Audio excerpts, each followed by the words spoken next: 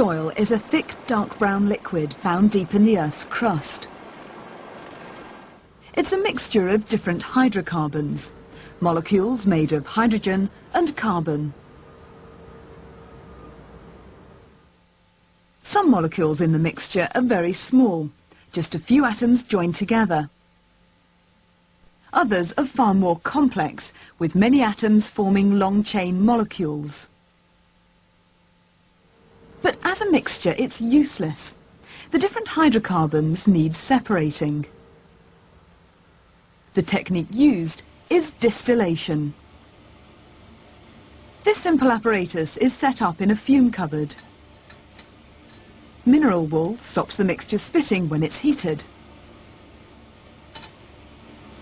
Crude oil is dropped into the bottom of the tube. A collecting bottle is put in place.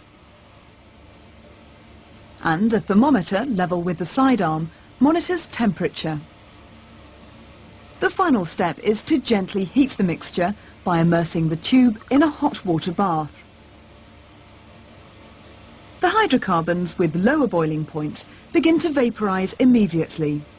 They're flammable, so it's safer not to heat with a naked flame. As the vapour rises, it enters the sidearm, where it cools and condenses. This happens at about 40 Celsius. The hydrocarbons which boil at this temperature drip down the sidearm and form our first fraction.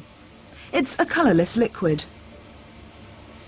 The temperature stays at around 40 until all the hydrocarbons with this boiling point have vaporised. The hydrocarbons left behind aren't hot enough to vaporise. Their boiling points must be higher. Once the first fraction has been collected, it's safe to start heating with a Bunsen. As the temperature rises, other hydrocarbons begin to boil. A new fraction is collected at about 60 Celsius. It's slightly yellow in colour. And so the process continues. By carefully heating the oil and collecting the liquids which condense at a number of different temperatures, the many different hydrocarbons in crude oil can be separated. This is known as fractional distillation. On a larger scale, a fractionating column is used. The oil is heated with an electric heater for safety.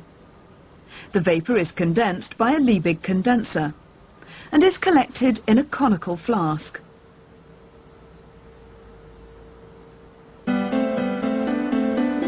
Hot vapour rises up the fractionating column.